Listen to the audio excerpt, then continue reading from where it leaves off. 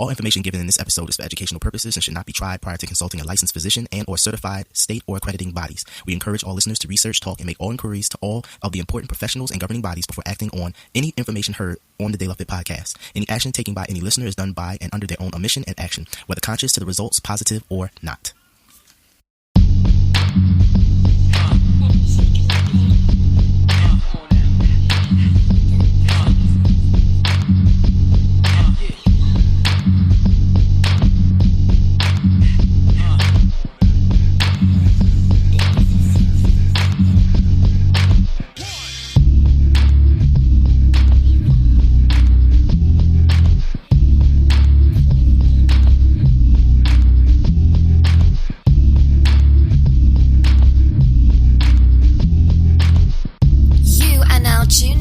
To the De La Fit Podcasts, 360 degrees of holistic fitness and health, all in one podcast. Salutations and proclamations. It is I, it is you, it is us, it is we. Together, we make up the digital family that is the De La Fit Podcast. I'm your host, Philly's #1 son, aka the Body Alchemist, Sun Moon Bay, bringing you another podcast excursion. Welcome one, welcome all to the 360 degrees of holistic fitness and health that is the De La Fit Podcast. It is Friday, August the 2nd, and we have a great show for you. I want to introduce, I should say, talk a little bit about our guest who is going to be talking and continuing the conversation about mindfulness. Everybody knows about why I'm so keen, why it's so important that we continue to have this conversation and start to understand what mindfulness is and what it means to us as individuals as well as to human society. Our guest for today is going to be Ayanna Parrent. Ayanna opened her own business in August of 2017, providing therapeutic wellness life coaching to adults and children. She is the owner and founder of Be Free Coaching and Wellness Program designed to change people's lives through movement, mindfulness, and fun. Ayanna is trained as a clinical social worker and certified school adjustment counselor as well. She's also a certified fitness instructor. And she's going to be talking today about how to use mindfulness to get over depression and how to deal with tragedy and how to use mindfulness as a tool to help you heal yourself, to recover, and to bring about change in your life. So that's going to be an exciting podcast, and I'm extra excited to talk to her because who doesn't have some type of depression in their life? Who hasn't had some type of tragedy come about in their life, some type of loss? And it's important that we start to learn how to use the tools that were given to us in order to heal ourselves. It's so important, and I'm glad Ayanna is going to be here for that. So before we get into the interview, I want to thank everybody who has tuned in and supports the De La Fit Podcast. I want to remind all of you out there, all of you listeners, new listeners, continuing listeners, that are an integral part of the De La Fit Podcast. Without you, we do not exist. Your conversations, your communications with us allows us to be a conduit, a resource for you to talk to the individuals and to hear the specialists and professionals who deal with so many of the problems that humanity has going on today. And we want to thank you so much for that. But we're not going to hold up this information. I want us to get right into the podcast, right into the interview with Ayanna. And we're going to start right now. Hey, you, with the earbuds in their ear. Have you ever wanted to start your own podcast? When I was trying to get my podcast off the ground, I had a lot of questions. How do I record an episode? How do I get my show on Apple Podcasts, Spotify, and all the other places people like to listen? How do I make money from my podcast? The answer to every one of these questions is really simple. Anchor. Anchor is a one-stop shop for recording, hosting, and distributing your podcasts. Best of all, it's 100% free and ridiculously easy to use. And now Anchor can match you with great sponsors too, so you can get paid to podcast. I like to upload my episodes directly to the app and then promote. So if you've always wanted to start a podcast, make money doing it. Go to anchor.fm/start to join me and the diverse community of podcasters already using Anchor. That's anchor.fm/start. I can't wait to hear your podcast. You're now tuned in to the De La Fit Podcast.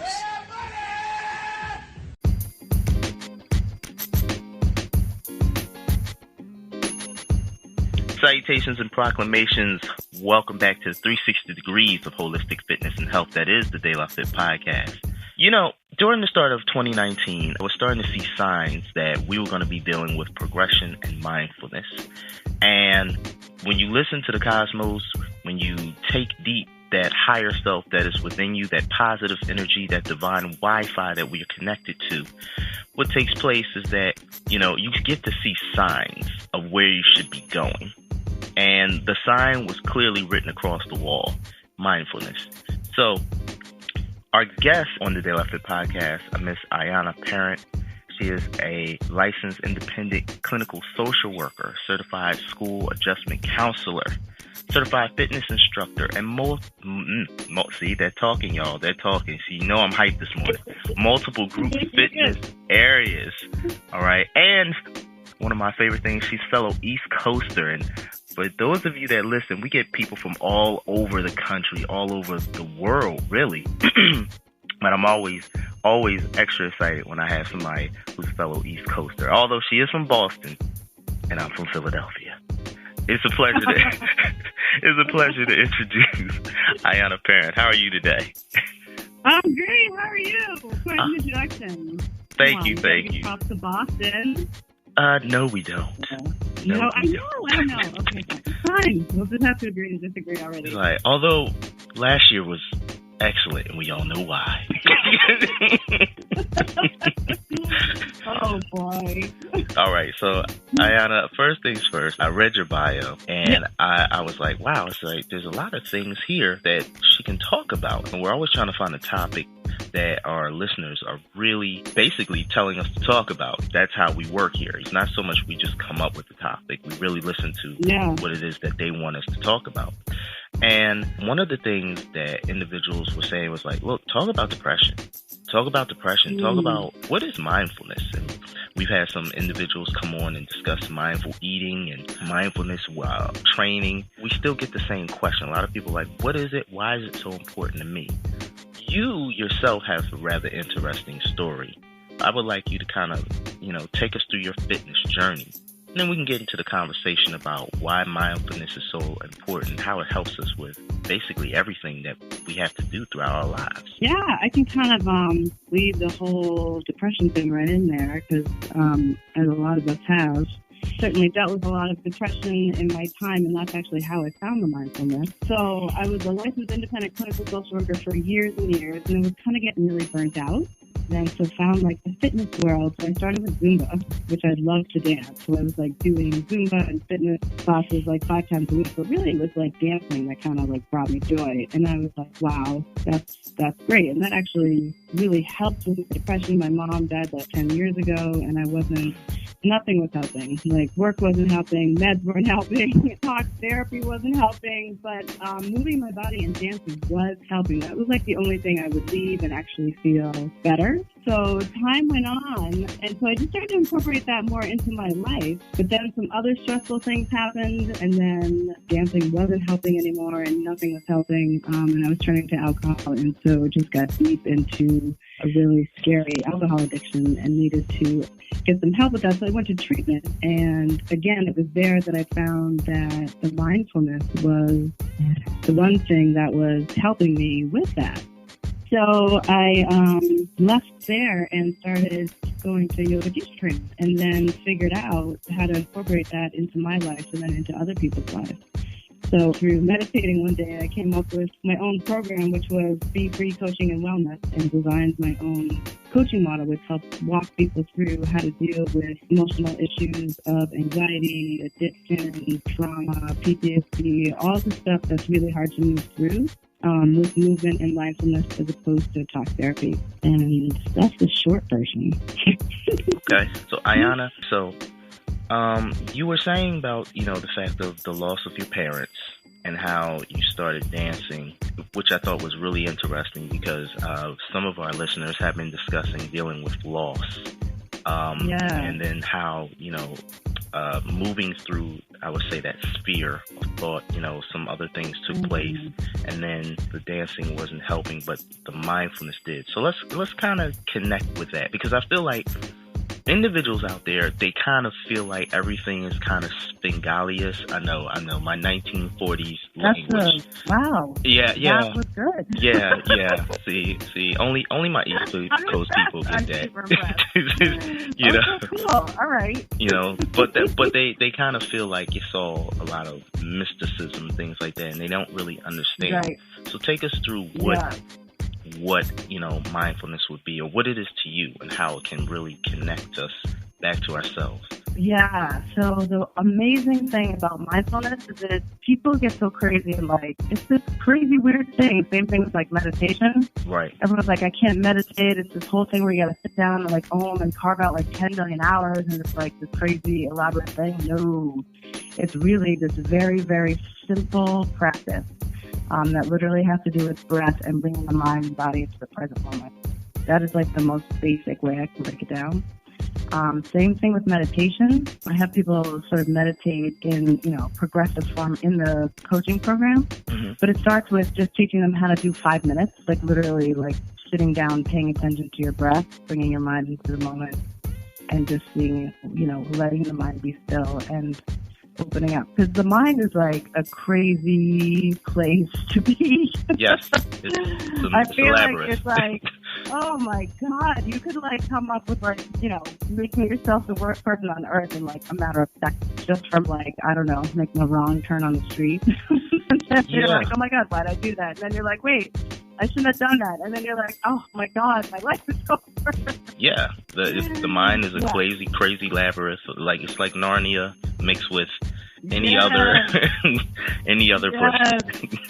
Yes, and if you have trauma, you're a person with difficult history or background. Just the general thoughts combined with that get really hard to manage. That's true. So that's what I was finding, that doing yoga and just moving my body while I was in the moment, and then allowing my mind to let go of any of the negative thoughts while I was moving, was super powerful, because I wasn't worried about anything that was happening before or after. I was just present on the mat in that moment, which is super powerful just in terms of being able to release stress and have it release in the body. Now, how does that help in the long-term healing? Because I'm first of all, I deeply connect with what you're saying, having my own experiences, and that it's almost like a temporary release of all tension when you're in that space in that moment. How does that help in the long term of healing? Yeah, that's a great question. I always tell people that mindfulness and meditation is like magic. Right. That's Bengali. It's a sneaky thing that gets up on you and you don't even know that you're healing or changing, because it's so simple, it's so practical. If you were to just sit your body down and meditate for 5 minutes, just allowing space and time, that connects to the overall universe in, allowing all the positive and gratitude and all the space and time. So all that stuff, talk about the brain and integration into mind and the body and the tissues, all that stuff over time starts to heal. So that just doing that gentle practice over time, so you'll start to see, even so my coaching program is 3 months, within a month people are seeing dramatic changes in terms of them being able to pause when they're stressed and being able to not react, but really just respond, because the brain then has time to think, basically teaching it how to pause so that it can take stock of what's happening and not sort of get bombarded or overwhelmed in the moment. Because you already have control over what's happening in the moment once you are in the mindfulness space. So that's how it sort of integrates into the body over a period of time. Does that make sense? It's interesting you say that. My brother just came back from Thailand, and he was telling me that in the Thai language, what they do is they don't really talk in past or future. Everything is present. Like, what Everything are you doing now? Present, right. Yeah, so, and I thought that was really interesting when he said that, because I think for what I understand, the Thai language is really basically steeped in Buddhism, and everything is in that present. So it's interesting that you're saying that. I can really connect with that. Now, you said something about talk therapy. I want to know, how is your coaching style? How is that different from talk therapy? And also, tell us about this, because that last says, I know.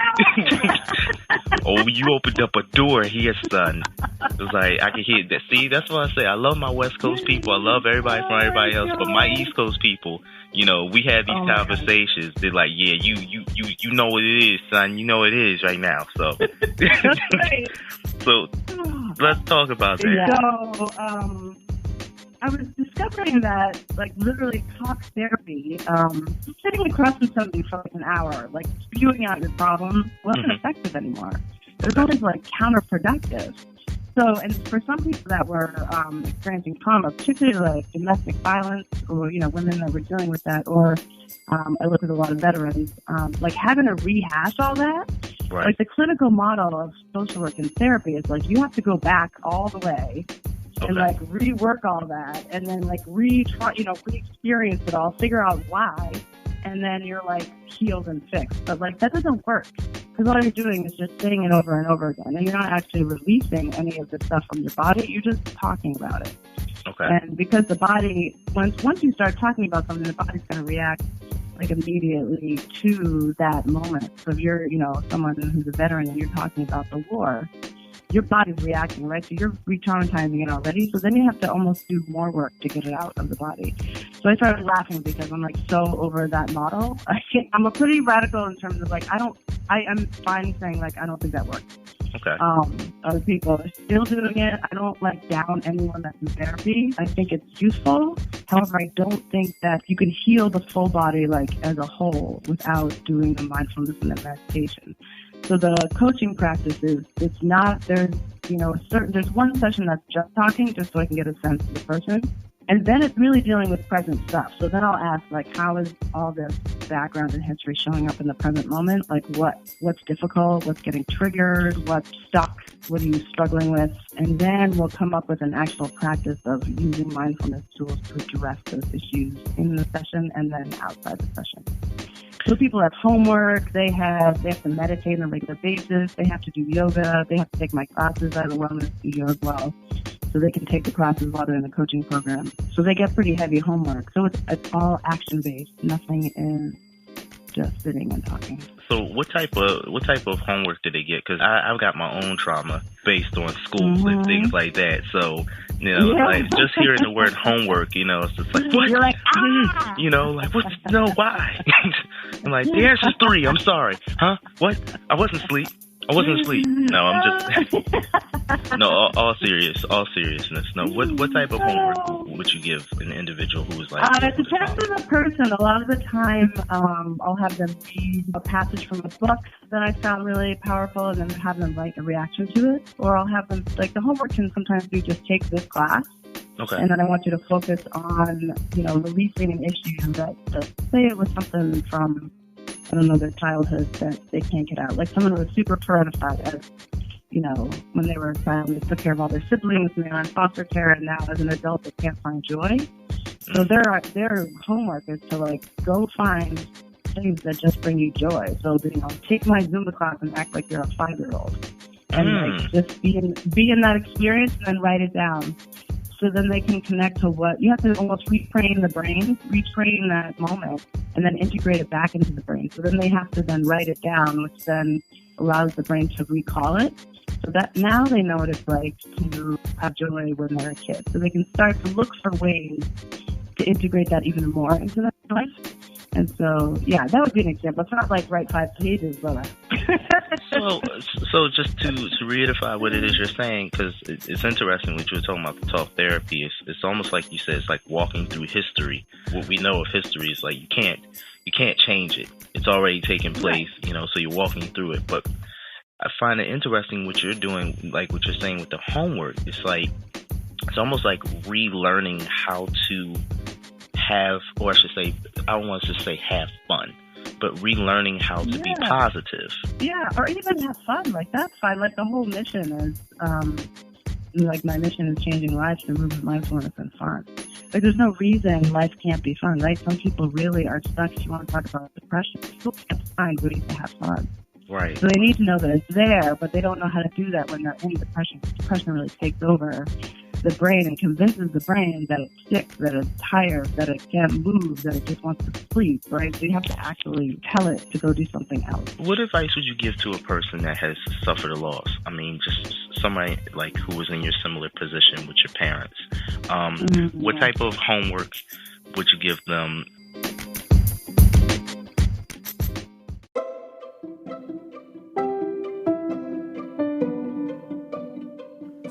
Hey everyone, we hope that you're enjoying the interview thus far.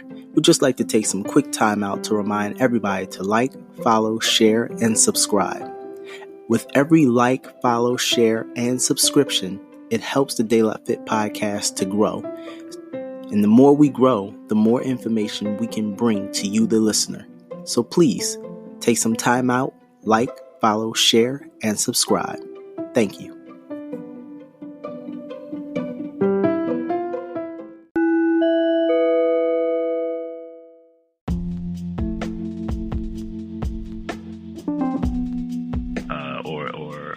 How would it start for them? Yeah, that's a great question. So it's all very connected. So even though I don't go into the history and stuff, all loss is connected to a longer story. So my mom passed away. She was, an addict. So there's all kinds of complications with that. So I had to sort of make peace with that, with her, and then with myself. So it starts really with identifying like what meaning have we placed on what the loss is? Like, why is it so hard? Why are we so stuck? And then identifying ways to actually help the person move through it. But sometimes people are just sad and they don't know why.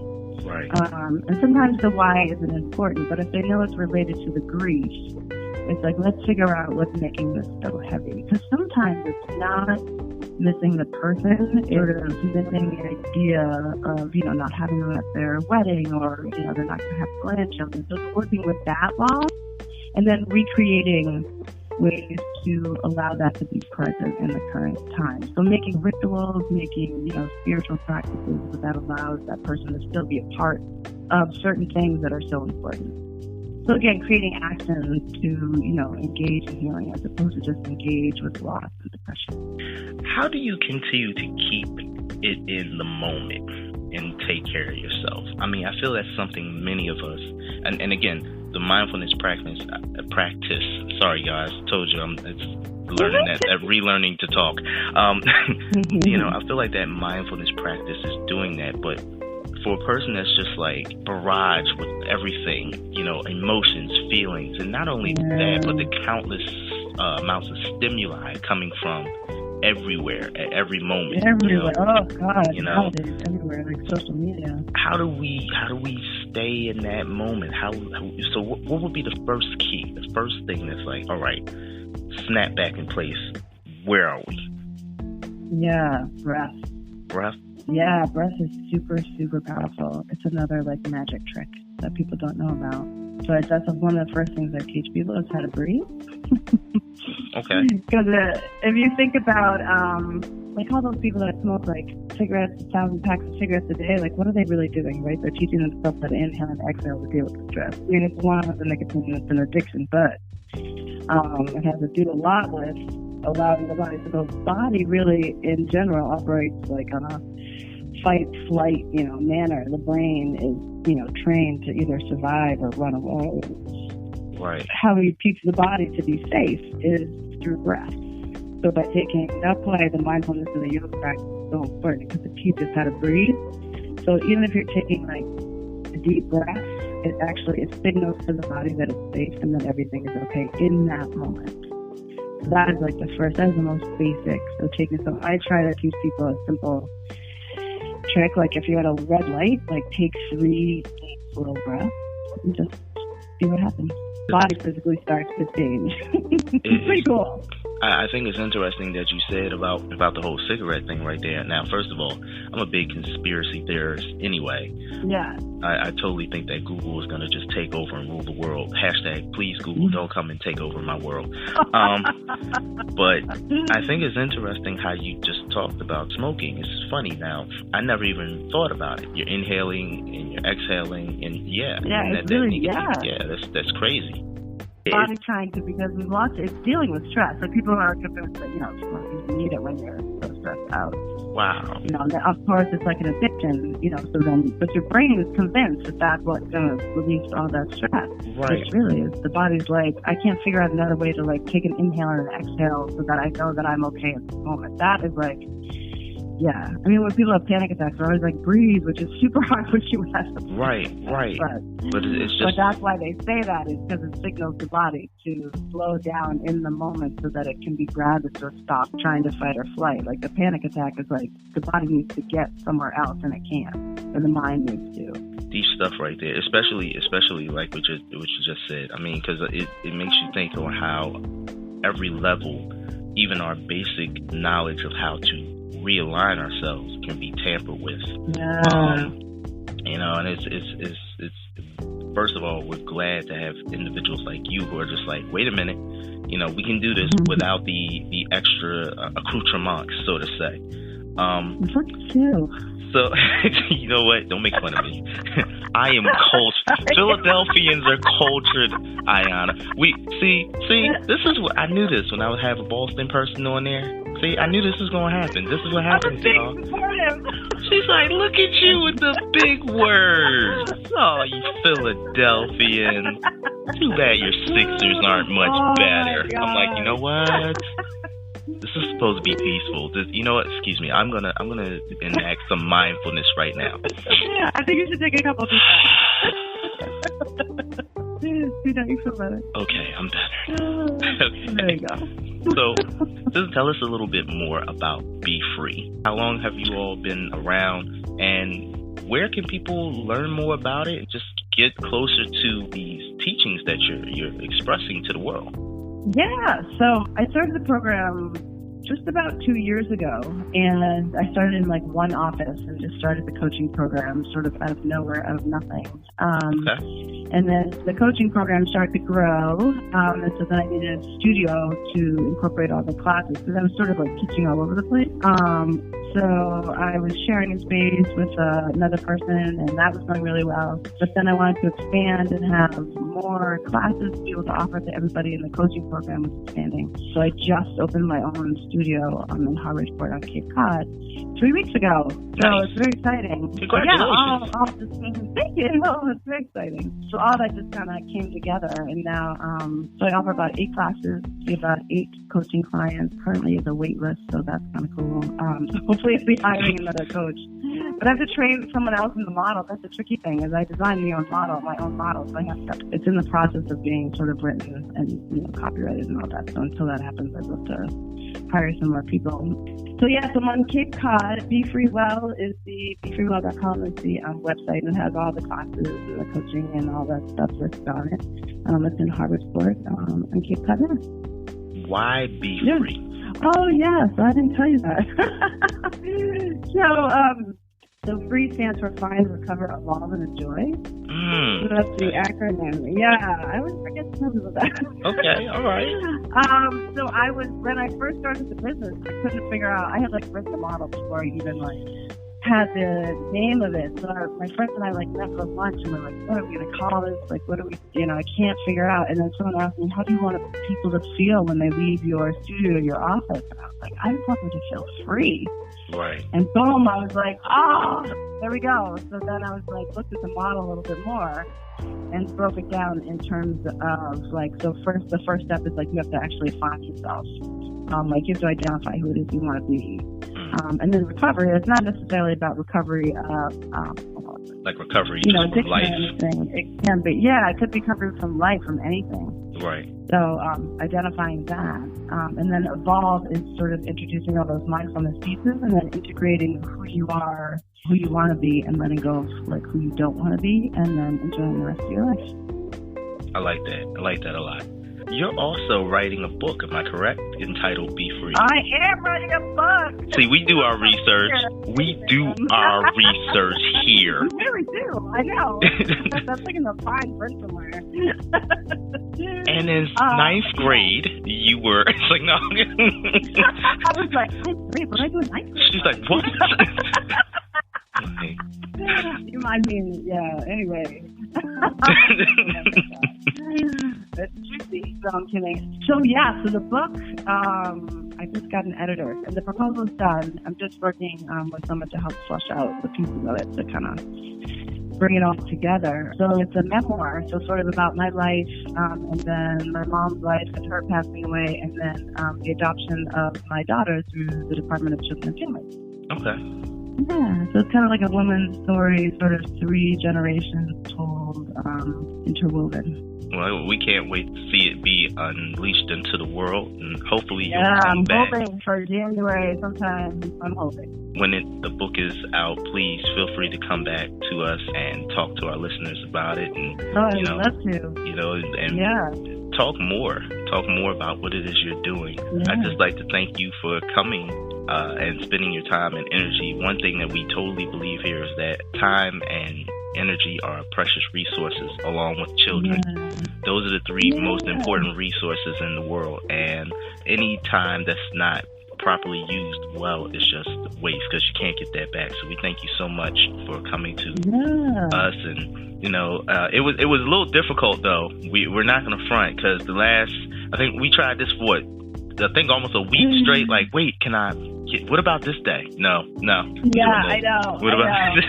It's like, it's a little crazy with the coaching stuff. It's a little bit teaching, so it's like I have to block out. Yeah. I understand as a personal trainer myself. But we made it happen, so thank you. No problem. That's how we do it here. Ayanna, can you just, for our listeners, just give us an email or something that people can contact you to ask questions, because I know individuals may find your methods to be what it is that they need to help them. So drop that email. Ayanna at BeFreeWealth with single B, FREEWELL.com. And then I'm all over Facebook. So the Facebook page is Be Free Coaching and Wellness. And my personal page is Ayanna Parrent. People reach out to me on my personal page all the time. It's totally fine. And then again, the website is BeFreeWell.com. And you have an Instagram too, am I correct? I have an Instagram, yeah. I'm just not as savvy as young people on that Instagram thing. I'm old. Oh my God. But sure, yeah. Hey. I'm an 80s baby, and I can maneuver that Instagram. If I can, you can too. Okay.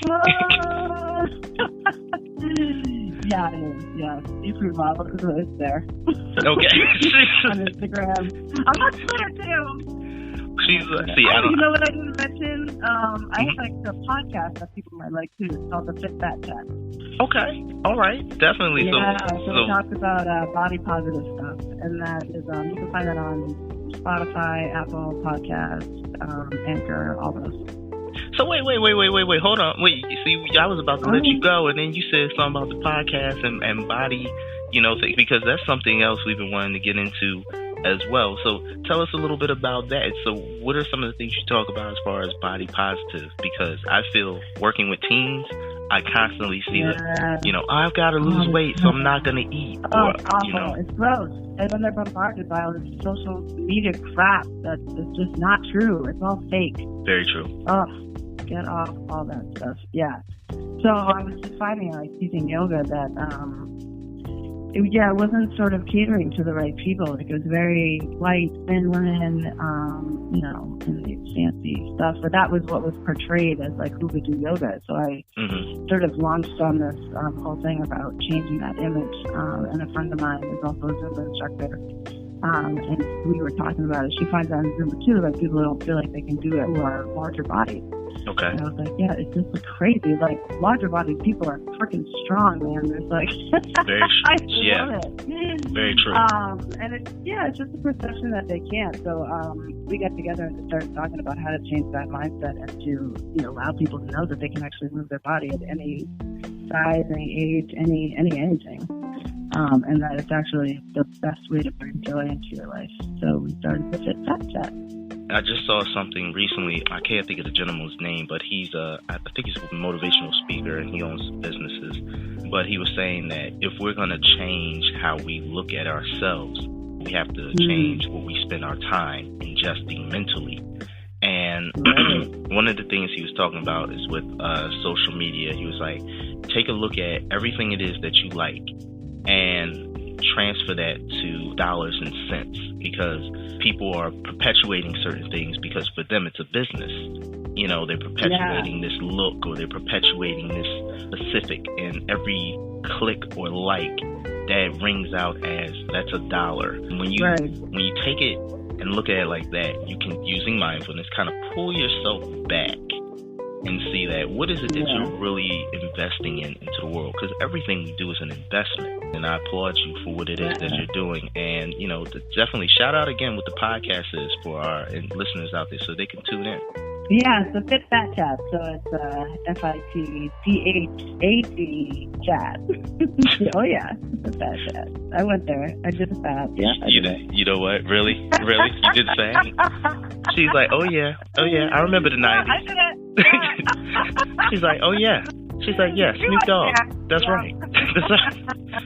Just don't say shizzle dizzle, all right? I won't hold that up. No, yeah, PHAT, yeah. It's, yeah, it's easy to find. Awesome. Yeah. Everybody, Ayanna Parrent, thank you for coming to the podcast. We thank you so much. Thank you for having me. I appreciate it.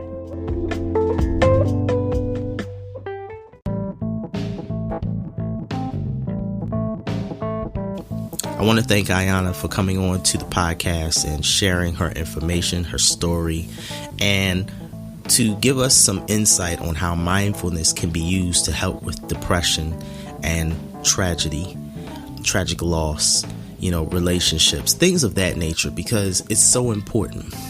It's very important. Who hasn't suffered from depression? Who hasn't suffered from a loss? That's a part of life. But the thing of it is that we have been given tools.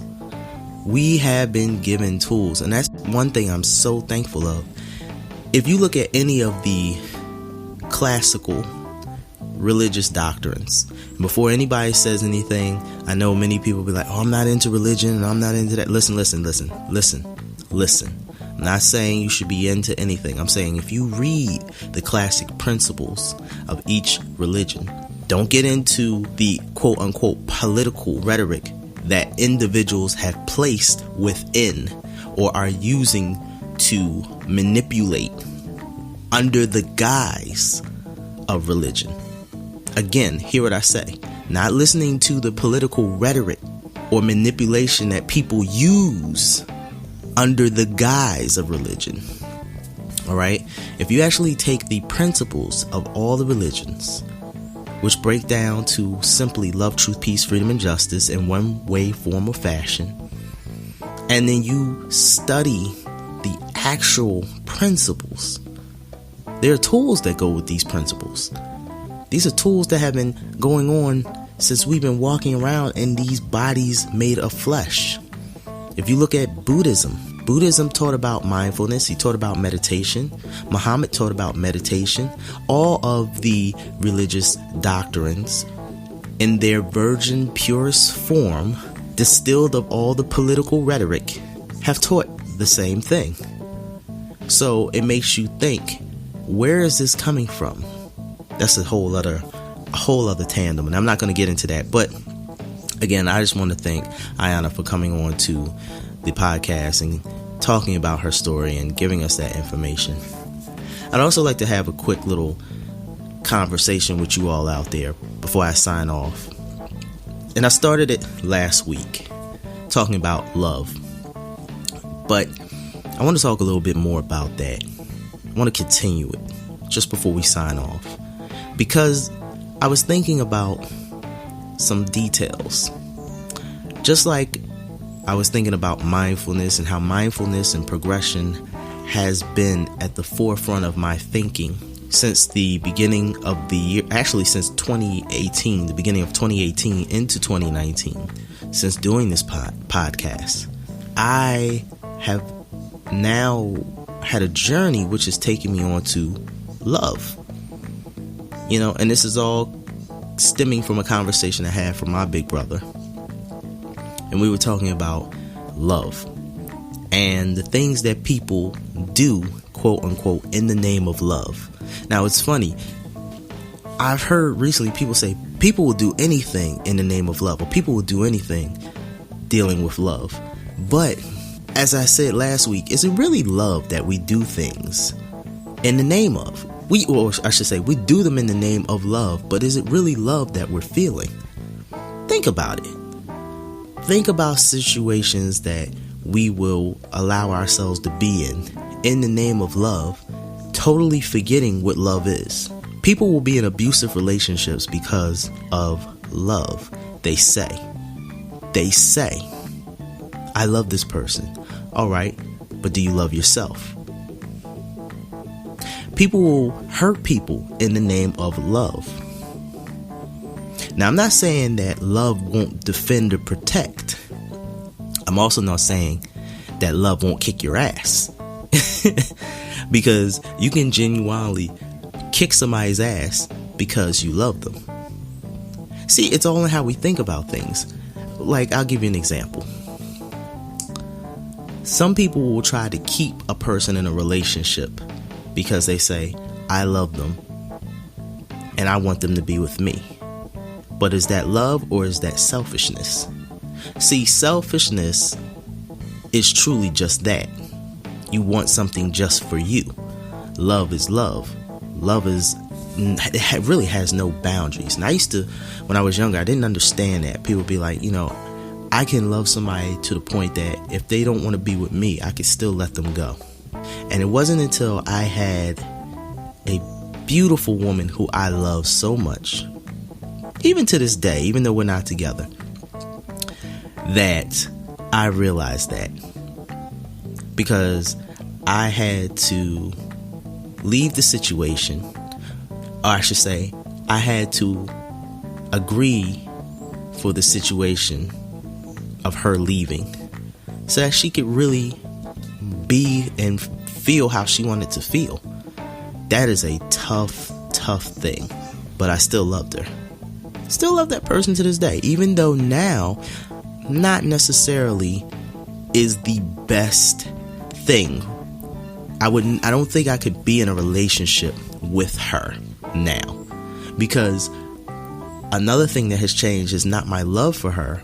It's the type of love that, it's changed a little, but what really has changed is my love for myself.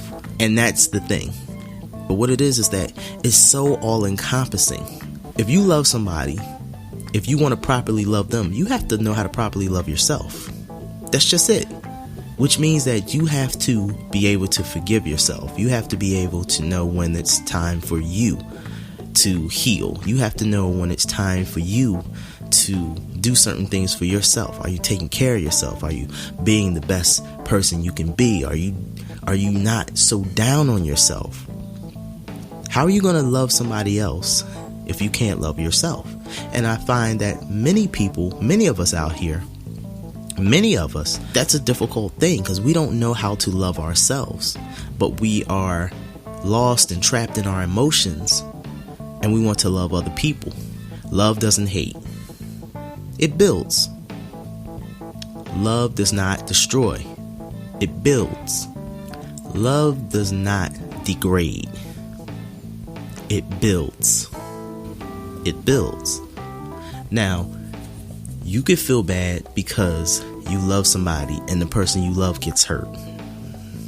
But that's not love that's making you feel bad. It's the fact that you love that person and you don't want to see them hurt. It's the emotion of seeing them in pain. It's a derivative of love, but it's not really connected to love. So what I'm trying to say is the fact of we blame love for so many different things. Sorry if you hear the background. There's a fire truck that's going past the studio.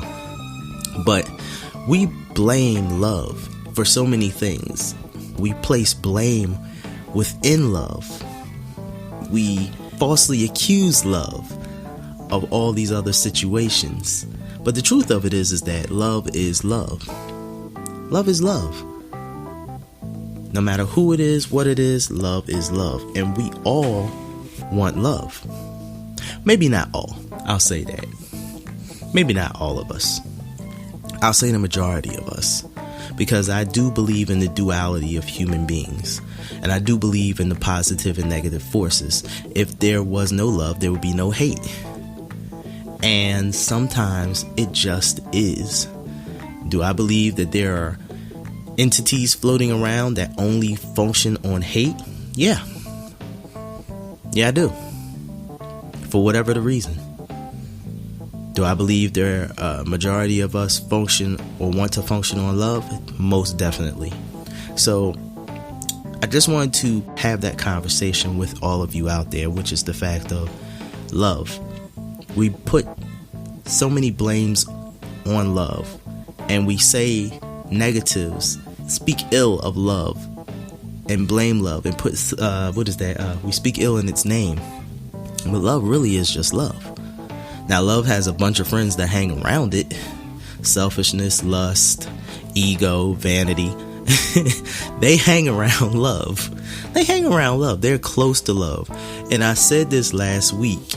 I want to re-reference this because the thing of it is that just like growing up in a neighborhood, any of you out there who are listening, if you grew up in a neighborhood and you had a friend, or friends, we all have had those friends that's like, oh man, they not really that cool. You gotta learn, man, Raheem, look, no, every time we go out, we get in a fight with somebody or some group of people. Or, Rebecca, no, man, every time we go, you take us and get us in some type of trouble.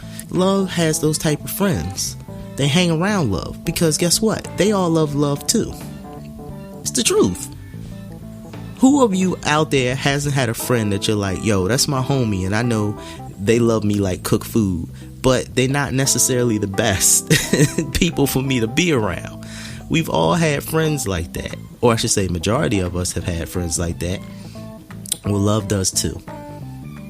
Vanity, lust, pride, ego, they all love love for different reasons. Whether it's because of the feeling that they get from love, or whether it's because of the energy, and they hang around. And love is like, yo, chill. Nah, it ain't cool, they ain't cool. And love gets in trouble. Or I should say love gets blamed for the things that vanity, pride, ego, and all those other emotions do in love's name.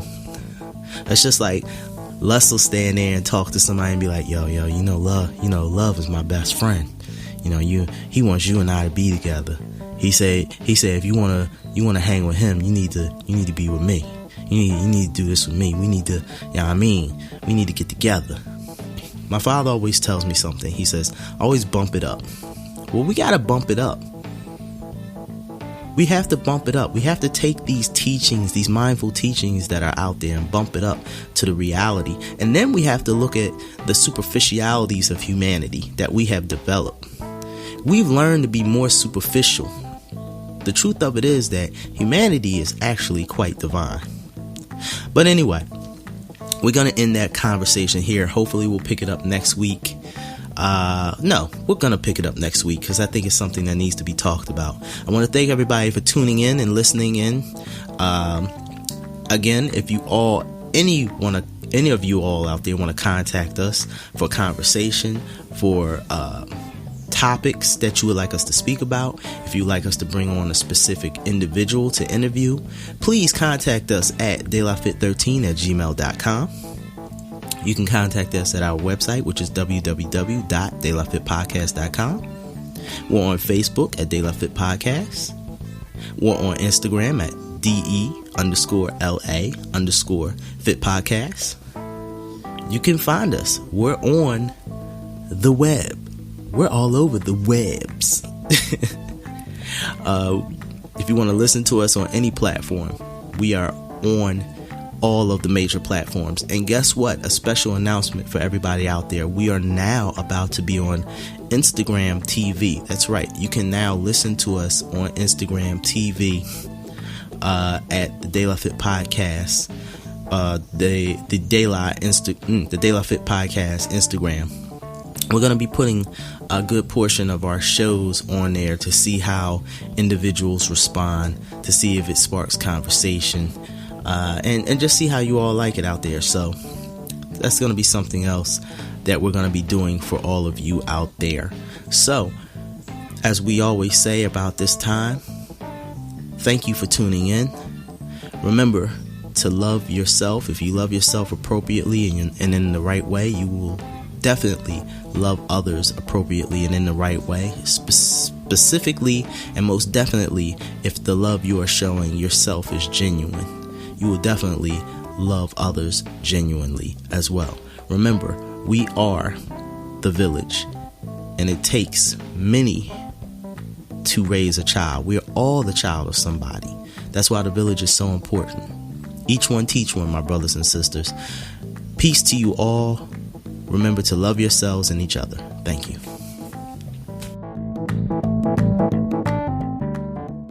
You've been listening to the Delafit podcast. Ta-ta for now.